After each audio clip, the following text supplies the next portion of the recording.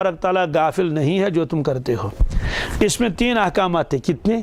ایک حکم تو تھا کہ تم آپس میں لڑو گے بھی نہیں، دوسرا حکم تھا کہ تم ایک دوسرے کو جلا وطن نہیں کرو گے، تیسرا حکم تھا اگر تم میں سے کوئی شخص قید ہو جائے، کیا ہو جائے؟ دشمن اس کو قید کر لے، لڑائی جنگ کے اندر قید بھی ہوتے تھے، تو اس کو چھڑا لینا اس کو۔ اب یہ لوگ کیا کرتے تھے، جب قیدی ہوتا تھا اس کو تو چھڑا لیتے تھے، لیکن جنگ بھی کرتے تھے آپس میں اور جلا وطن بھی کرتے تھے۔ یہ بات ابھی سمجھ میں نہیں آئے گی جب تک میں تھوڑی اس کی تفصیل نہیں بتا دوں گا۔ دیکھیے اس کی تفصیل کیا ہے۔ مدینہ طیبہ میں 2 قبیلے تھے کافروں کے۔ کن کے؟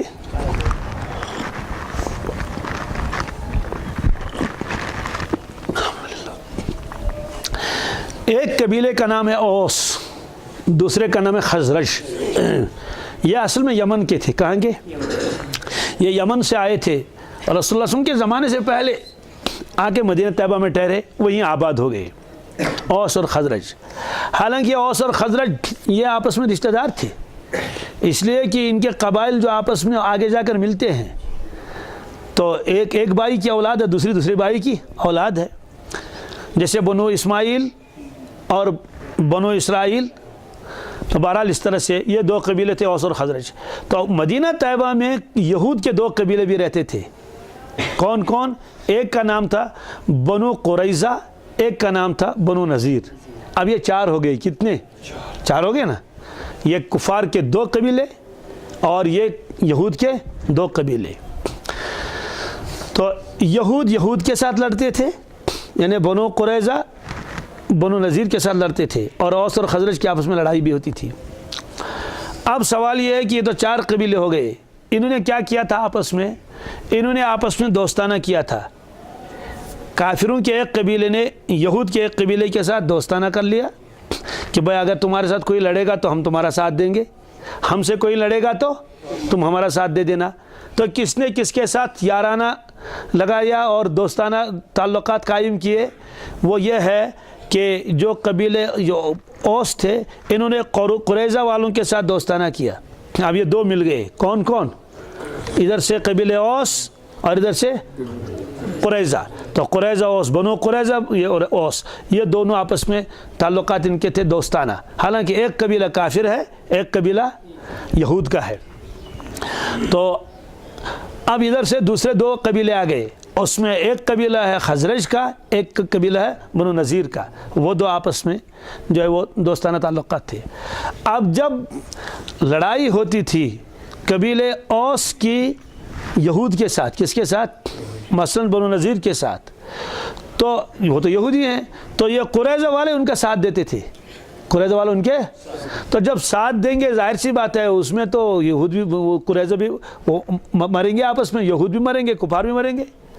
اب قتل و قتال ہوتا تھا اور ان کو نکالتے تھے اپنے گھروں سے، تو ظاہر سی بات ہے یہود کو نکالتے ہیں تو یہود تو ساتھ ہیں، تو گویا یہود یہودی کو نکالتا ہے، یہود، کیونکہ بنو قریظہ اوس کے ساتھ مل کر حملہ کرتے تھے کس کے اوپر؟ بنو نذیر کے اوپر۔ تو بنو نذیر کے افراد کو قتل کرتے تھے، تو اس میں کفار بھی تھے اور یہود بھی ہوتے تھے، یہ تو ان کو قتل بھی کرتے تھے اور گھروں سے نکال بھی تھے۔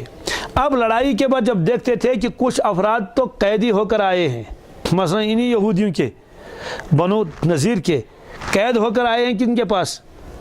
قریظہ کفار کے پاس، اوس کے پاس۔ تو اب کیا کرتے تھے؟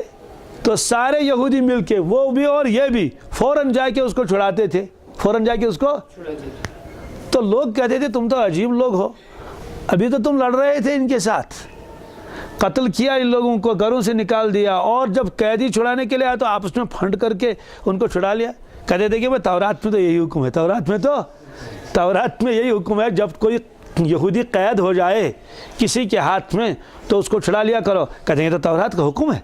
کچھ پھر لڑتے کیوں ہو؟ کہتے ہیں کیا کریں گے، دوستانہ ہے نا، دوستانہ تعلقات ہے، مجبوری ہے، نہیں ساتھ دیں گے اپنے دوستوں کا تو یہ تو عار ہے۔ یہ تو اللہ تعالیٰ نے فرمایا اچھا جو ذرا سا آسان حکم تھا اس پر تو ماننے کے لیے تیار ہو گئے، اور جو اس سے زیادہ ماننے کی چیز تھی اس کو تو آپ نے کالعدم قرار دیا، تو اس کا مطلب تو یہ ہوا کہ تم تورات کے بعض حصوں کا تو انکار کرتے ہو اور بعض حصوں کو تو مانتے ہو۔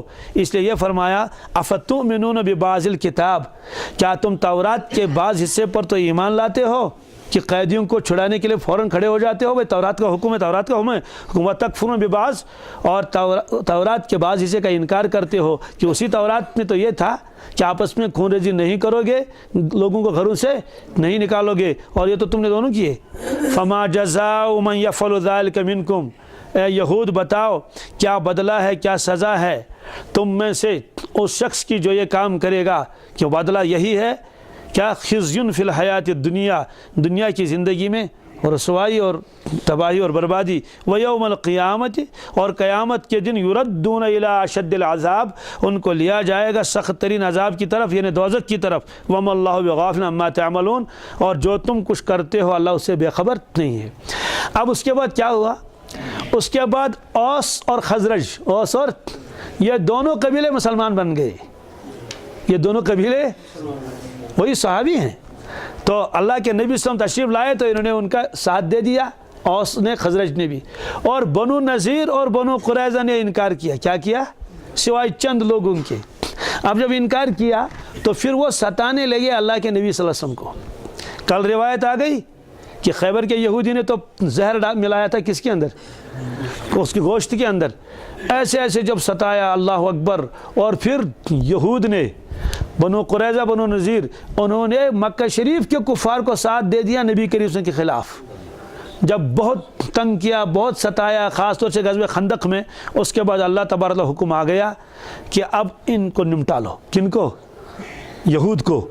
تو ان میں سے ایک قبیلے کو تو جلا وطن کیا گیا، بنو نذیر کو، اور دوسرے کو قتل کیا گیا، بنو قریظہ کو۔ اس لیے اللہ نے فرمایا یہ دنیا کی ذلت و رسوائی ان کے اوپر ہے کہ انہوں نے اللہ کے نبی صلی اللہ علیہ وسلم کا انکار کیا، اپنی تورات پر بھی قائم نہ رہے۔ تورات میں تو خود لکھا ہوا تھا کہ رسول اللہ صلی اللہ علیہ وسلم جب تشریف لائیں گے تو ان کی اطاعت کر لینا۔